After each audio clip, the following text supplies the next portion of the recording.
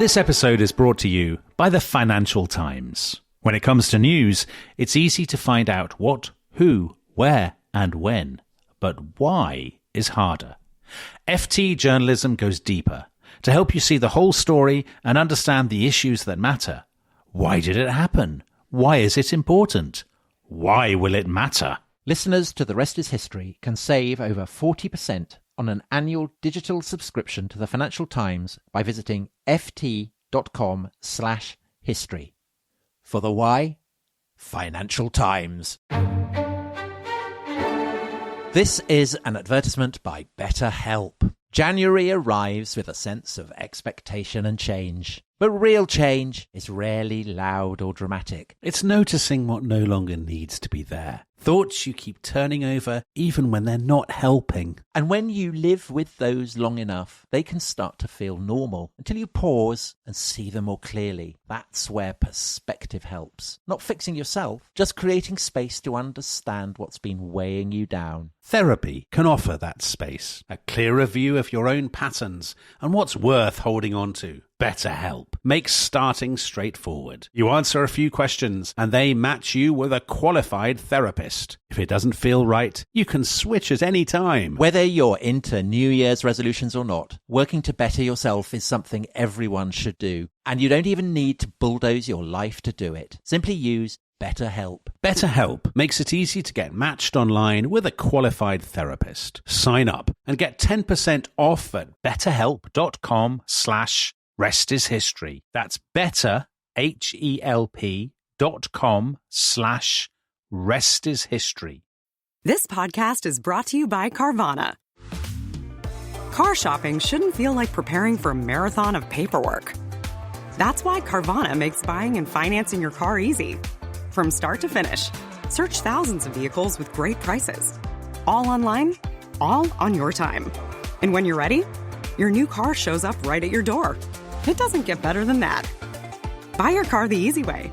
On Carvana. Delivery fees may apply.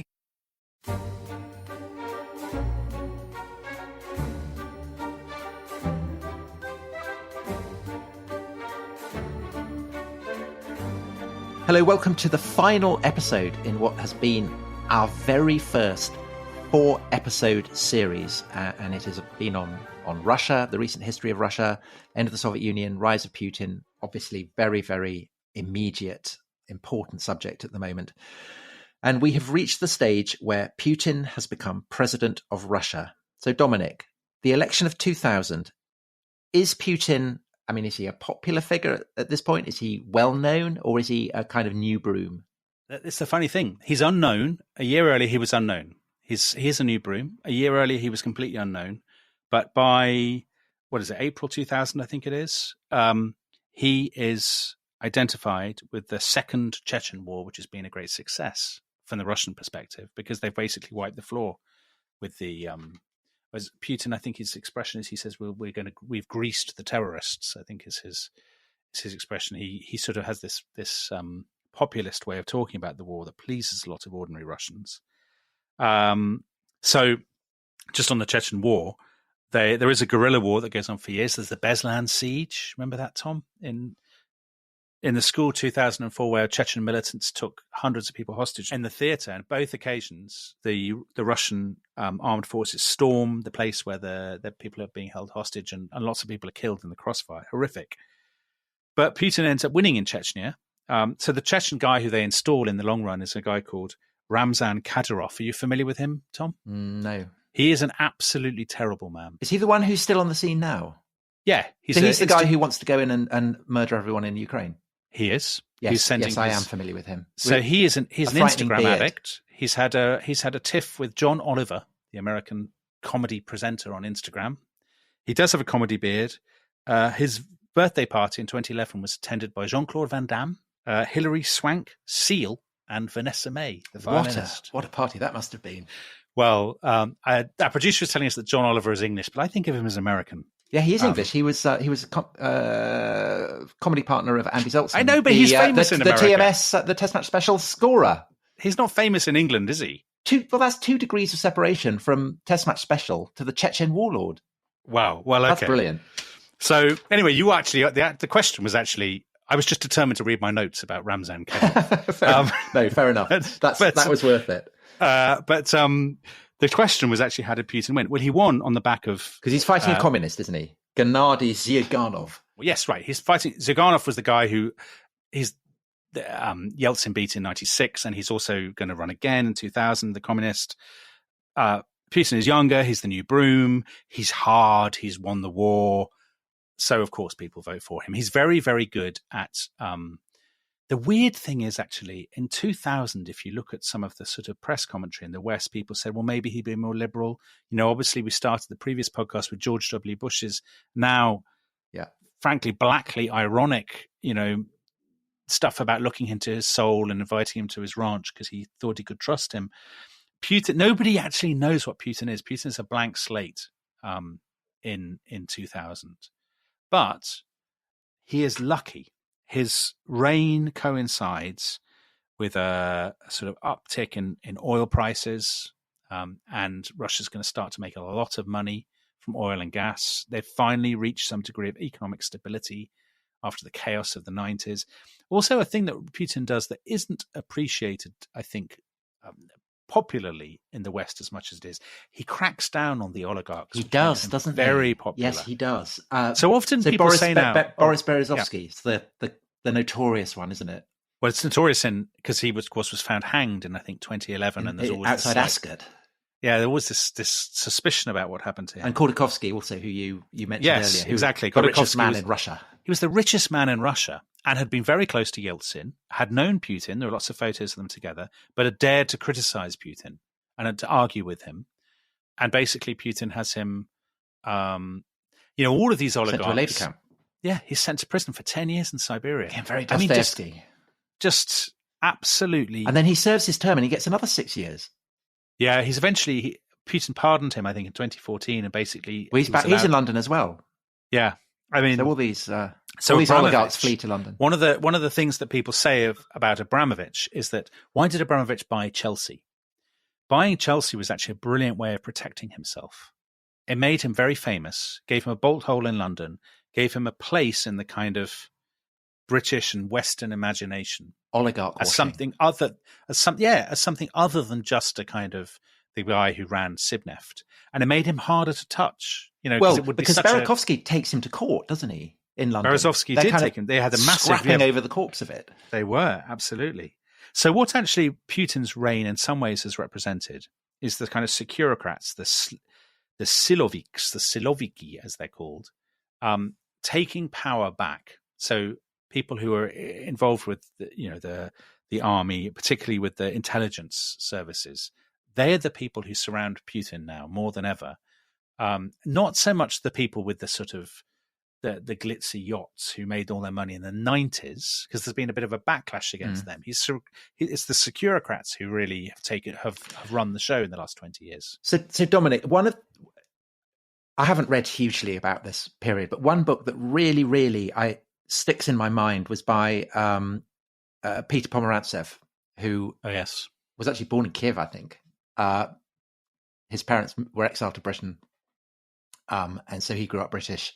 And then he went to Moscow to work in TV in the early years of Putin's presidency. And he wrote a brilliant book, Nothing is True and Everything is Possible. And his theme essentially is that Putin's power rests on his ability to manipulate reality, and that he is bringing the expertise that he has garnered as a KGB officer. And he is recruiting all the people, all this kind of the security services who've done this, quite a lot of the ideologues as well in the Soviet period. And they, essentially he's weaponizing them. And Pomerantsev points out that when Putin becomes president, the first things that he essentially gets his claws on, it's not the utilities, it's not the oil, it's not even the security services, it's TV. And that he uses TV to create a kind of hall of mirrors. And I don't know whether you think that that's a theory that you would go along with. Well, you definitely see the hall of mirrors now, don't you? I mean, there are accounts, social media accounts online that are, I can't remember the name of the guy who's doing it. There's a particular guy who's Francis something, who's got this incredible account where he tells you what's on Russian TV every night during the Ukraine war, and the parallel world, the parallel reality. The fact that basically they're showing pictures of Kyiv that look like nothing that's happening now. They're fake, basically, or all these sort of things. I mean, you're right. There is a hall of mirrors, and to some extent there always has been. But I don't think it's purely that. I think for a lot of Russians, Putin does represent stability and strength, because if you think about the story that we've told, the 80s and 90s, of course he represents stability after that utter chaos. And so that's the importance of his masculinity, the bare chest and all that kind of thing. Yeah, I think so. I mean, that's all laughable to us, but to them, better that than Boris not getting off the plane, or Gorbachev, just sort of lost in his own committees and reading Lenin and everything kind of falling to pieces around him. They see Putin projecting kind of old-fashioned masculine strength, don't they? And I think that obviously has a tremendous appeal. Plus, there is this thing, the Weimar parallel that you mentioned right at the beginning, the Robert Harris thing. I mean, one of the things that animated Germany in the 1920s and then the 30s was the sense of amputation. There are all these Germans cut off. And Putin and his sort of ideologues, the people who are in this sort of TV hall of mirrors, they can say, well, 30% of the population of Estonia when the Soviet Union broke up was Russian speaking. All these people in eastern Ukraine speak Russian. People in Transnistria and Moldova. I mean, that's what they've weaponized, a genuine sort of sense of grievance about the what people see as the mutilation of kind of Russianness and the Russian nation. But also a sense that a war can be a kind of source of empowerment, that it will make Russians feel good, while also, I guess, intimidating them, because, you're getting this news footage from Grozny or whatever, and you're thinking, well, if he can do that there, what could he do to us? I mean, that's also, so there's a kind of, you're simultaneously being empowered and intimidated by this. Would that be true? I suppose that is true. People are frightened of Putin. They'd be frightened of him even without a war. I mean, the war in Crimea, the annexation of Crimea, and there wasn't really a war in Crimea. It was just a sort of a silent coup, the little green men, and then the annexation. I mean, that was tremendously popular in Russia. Opinion polls showed it was very popular. The war in the Donbass, that's your hall of mirrors, because Russians believe that they haven't been fighting in the Donbass. They think that it's purely separatists fighting Ukrainian Nazis. I mean, that stuff is crazy. Okay, let's take a quick break, make a cup of tea, maybe have a slug of vodka, and we'll see you after the ads.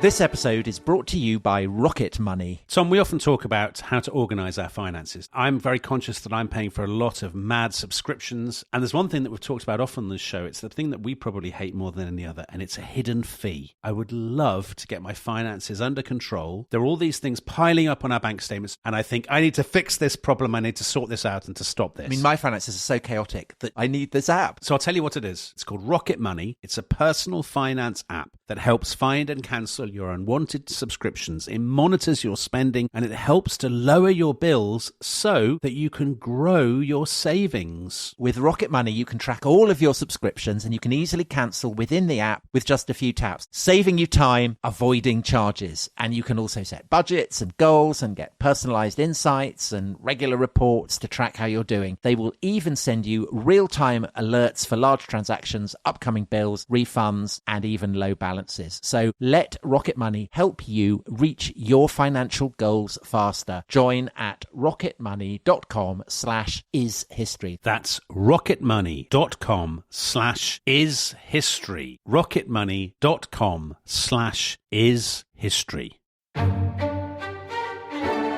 This episode is brought to you by the Financial Times. I think we both agree, Dominic, that in the clamour of countless voices competing to break the news and telling you the what, the who, and the where on these stories, there's often something missing, isn't there? There is, Tom, because I think to get a true understanding of any story, you really need to know why.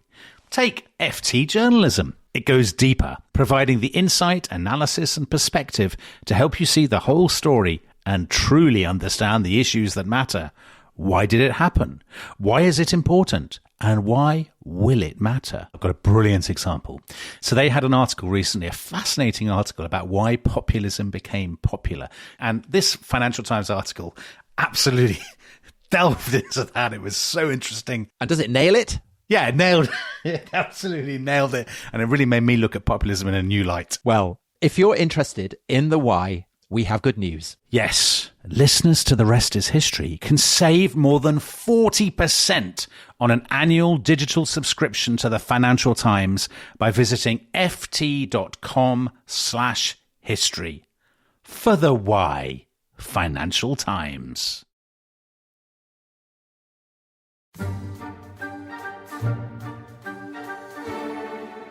Hello, welcome back to The Rest is History. So, Peter Pomerantsev argues that in the noughties, Russian democracy, it becomes show business. It becomes a kind of source of entertainment that you allow people on political shows. So you have communists, to appeal to the old people, and you have liberals to appeal to the nerds, and you have nationalists, who are kind of mad but quite entertaining. But it's like watching the Big Brother house, and if you go too far, if you start misbehaving, if you start directly threatening Putin, then you'll be voted off the Big Brother house. You will just vanish. And so democracy is degraded into becoming a form of entertainment, and then it just kind of fades away completely. Now, I thought that was, really, really kind of fascinating take. But I listened to a podcast. Tom. What? I actually listened to a podcast, and it was Jordan Peterson's podcast. Well, oh my God! People are either whooping for joy, Tom, or they're turning off right now. And he had on a guy called Frederick Kagan, who's a military historian, specialist in Russia, son of a famous classicist, and he, I would guess, is pretty much the opposite of Pomerantsev. So Peter Pomerantsev writes for the LRB. He's very much that kind of world. Frederick Kagan, I would get, definitely, because he's on a Jordan Peterson podcast, is not the kind of guy who would give his pronouns. Right.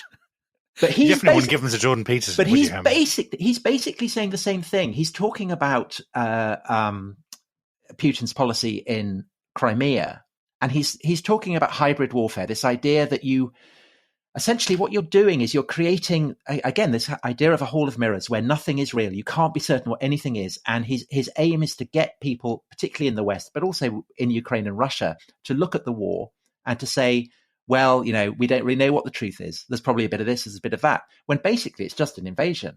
And he produced this astonishing fact that I hadn't realized, that the negotiations at Minsk in 2014 to try and kind of arrive at a settlement between Russia and Ukraine, Russia isn't a kind of participant in the peace talks. It's an arbiter.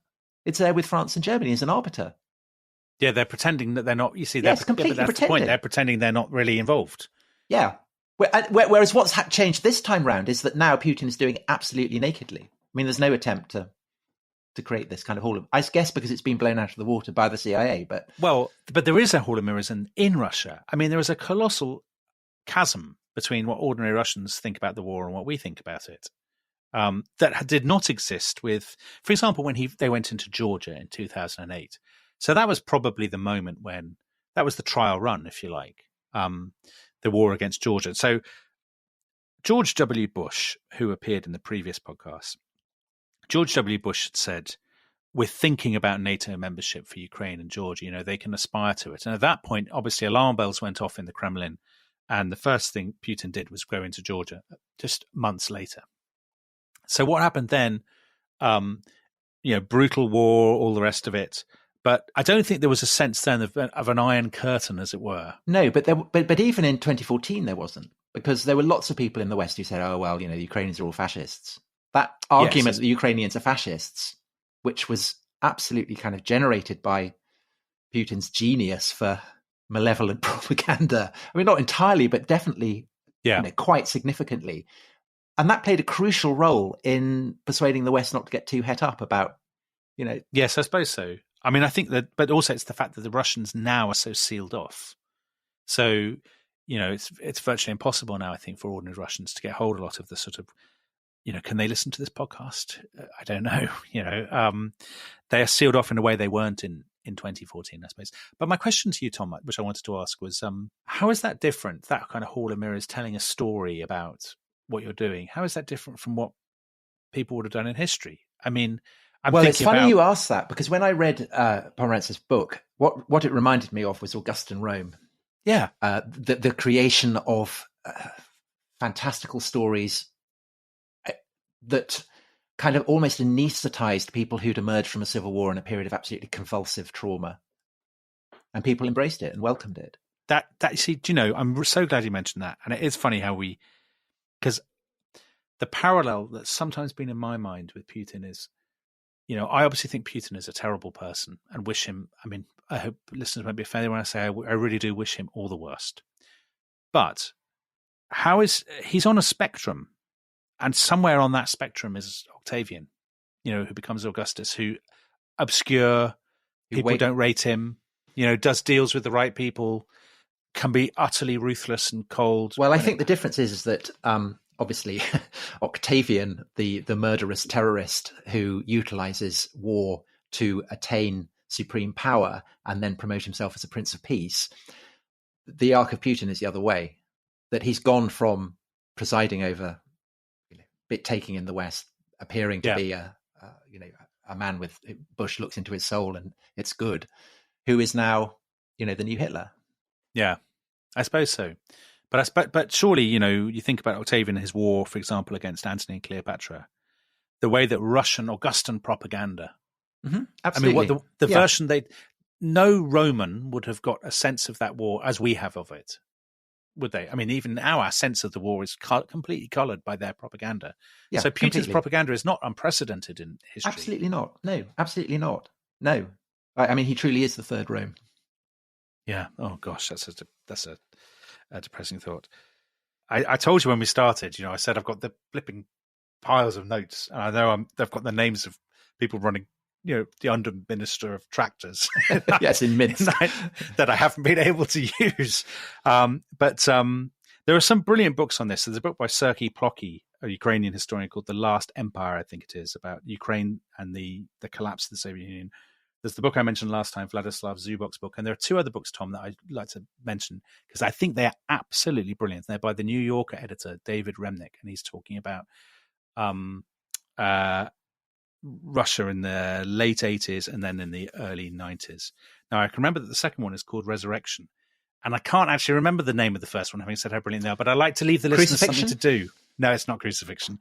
I like to leave the listeners something to do so they Lenin's can look it up for them. It is Lenin's Tomb. Yeah. Our producers that is an absolutely unbelievably good book. So I really recommend that.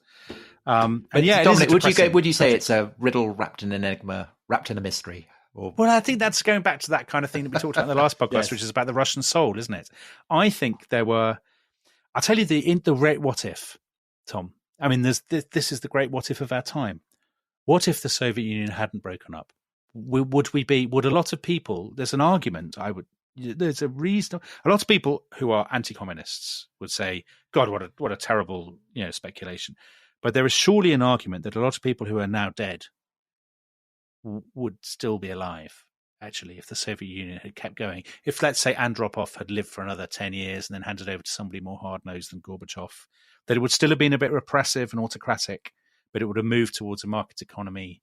Maybe still bad things would have happened, but perhaps not on the scale of the Chechen wars and except what I'd say to that is that ever since the fall of the Soviet Union, the one thing that people across the world have been able to draw solace from is the fact that nuclear war between two rival superpowers is unlikely. And perhaps I think the most unsettling aspect of the current crisis is that Putin is now starting to talk about using nuclear weapons. And one of the reason that's disturbing is that people say, oh, it's just gamemanship.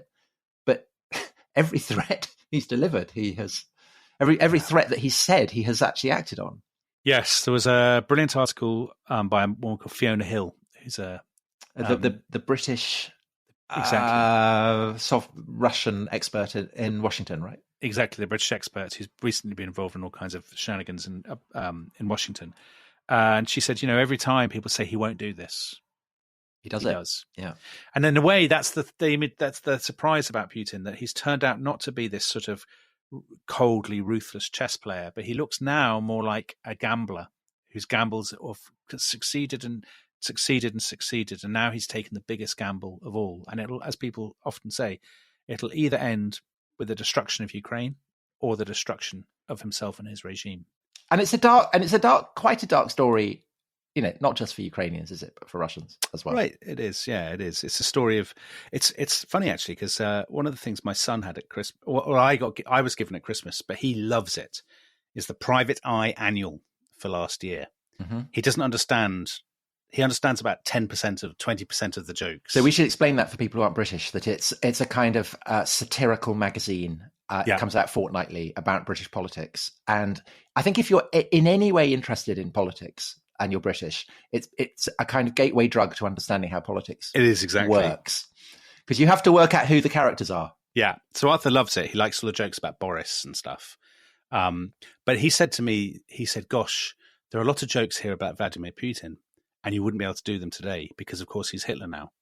And he was telling me how at school, all the 10-year-olds say, he's Hitler, all this stuff. They're all excited and discussing where they're going to hide in the event of a nuclear war and stuff in the way that 10-year-old boys do. And I sort of thought it is, we did that, our very first podcast on the subject of greatness. And in that podcast, we ended by saying, is there anybody who will be regarded as great? And we talked about Vladimir Putin, certainly his sense of himself as great. And Russians, we talked about that sense of greatness that's born of martial prowess, glory, conquest, strength, the projection of the kind of image of virility that Alexander had and Pompey had and all these, I don't know, Henry VIII or Napoleon or whatever. And we talked about Putin. But of course, that's not a conversation we'd have in the same way today. Do you think, Tom? No, we wouldn't. Even though what he's doing to the cities in Ukraine is what he'd already done in Syria and in Chechnya.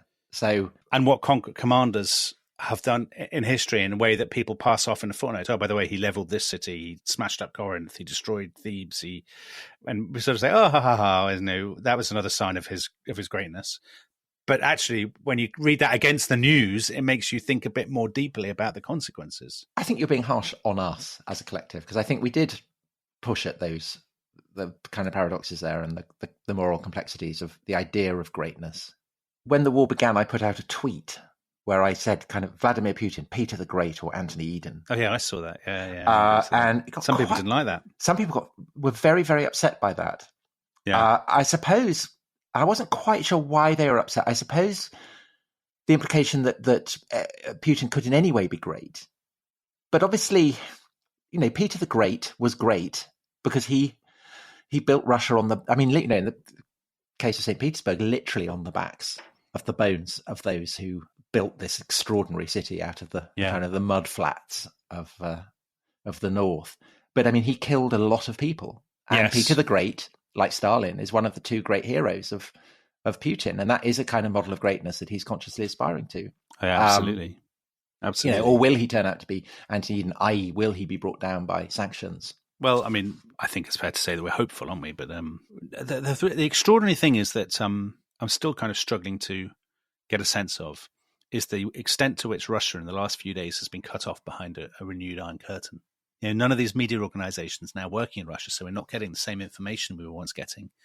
Twitter banned in Russia, so we're not getting the same flow of social media. And there's possibility that actually in the next few months things will happen in cities in Russia, and we'll just hear garbled reports of them as we would have once done in the 1980s, and actually not know what's happening. People are posting restaurant reviews, aren't they? Have you seen that? Yes, I have. Google Maps reviews to try and get messages across to Russians. You're being liked. But also vice versa. Oh, are they posting reviews of I think so. Tea rooms in Stow on the Wold? Yes. Help, we're being attacked kind of thing. Oh, all right. Golly. Yeah. I'm sure that'll be clear. If we're talking about it on a podcast, I'm sure the Russian security services are onto that. Do you reckon they listen to this podcast? I doubt it. I very much doubt it. Anyway, all very depressing. It is.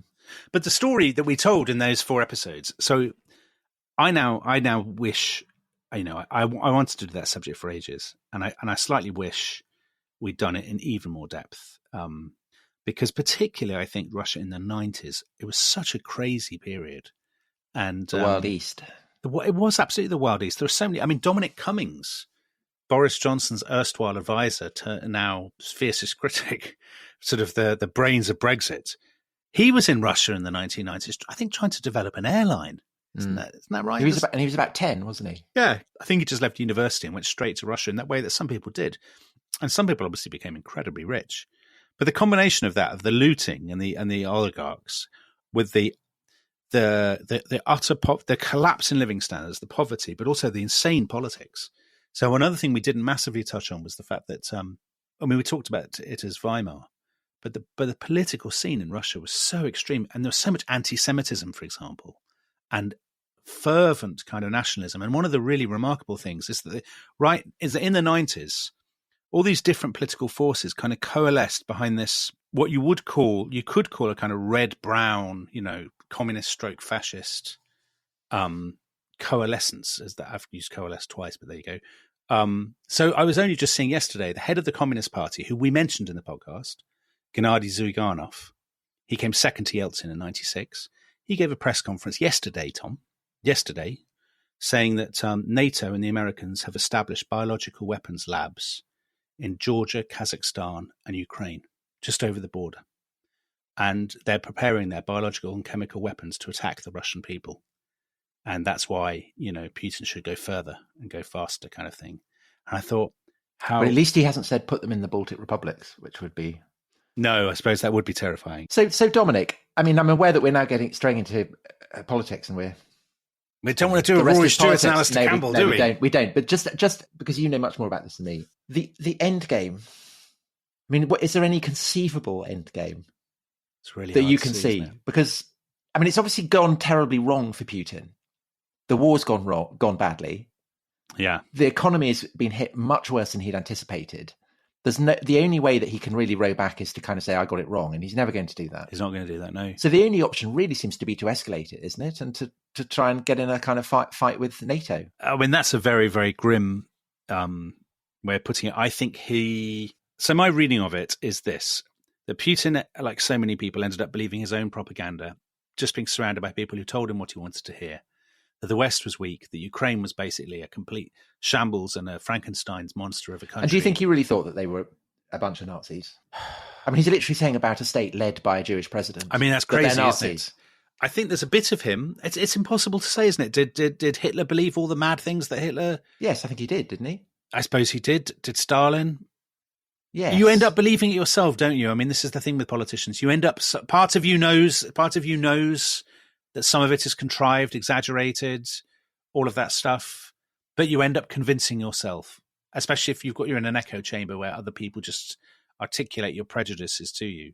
Or is it an illustration of my thesis that Hitler has become the devil and that your enemies, if you're in a kind of Manichaean, good and evil, light and dark, your enemies have to be Nazis because that's the only possible justification. That's absolutely true in Russia, because what's happened in Russia in the last 20 years is the Second World War. I mean, God, think how much we beat ourselves up in Britain about this.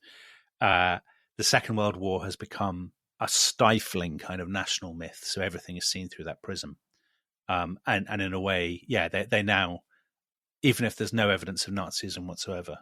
I mean, by the way, there are far-right extremists in Ukraine, but they are such a minority on the political spectrum. They don't even hold, I think, any seats in the Ukrainian parliament. No, and to repeat, Zelensky is Jewish. Their president is Jewish. I mean, their president is a Russian speaker and is Jewish. Exactly, Tom. And so that part of the kind of the paradoxical horror of what's happening is that the Russians are they've become their worst nightmares. So they are they're making Stalingrads out of Ukrainian cities in which they are playing the part of the Germans. They are indeed. And they're laying siege to Kiev as the Mongols laid siege to it. Well, so they're playing the part of the Mongols. Yeah, agreed. So I mean, it's a terrible situation. Anyway, you asked about the end game. Sorry, Tom, I rambled and didn't answer. You asked about the end game. Putin is now in a position where, when he wakes up in the morning and thinks about his options, continuing fighting is probably his least worst option as he sees it. He can't stop and say it was all a mistake. He can't really declare victory and go home, I don't think. There's almost no way back for him now with the West. It's hard to see. It's not like he can say sorry, I've made a mistake, and people will relax the sanctions. I mean, that's not really how it works. I think he thinks I will just power through. He perhaps thinks if there's a change of administration in America, if the West will lose interest, people get bored, I'll present them with a fait accompli.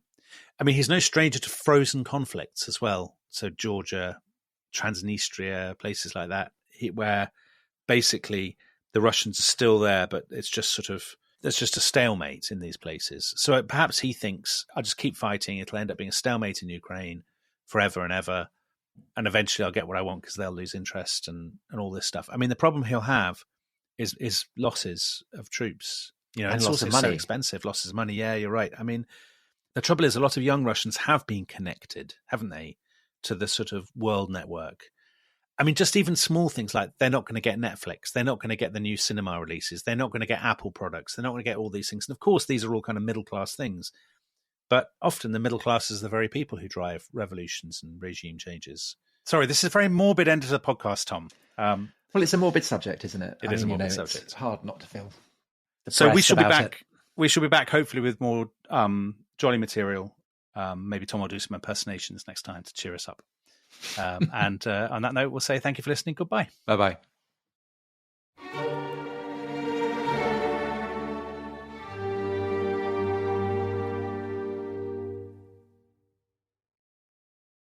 Thanks for listening to The Rest is History. For bonus episodes, early access, ad-free listening, and access to our chat community, please sign up at restishistorypod.com. That's restishistorypod.com.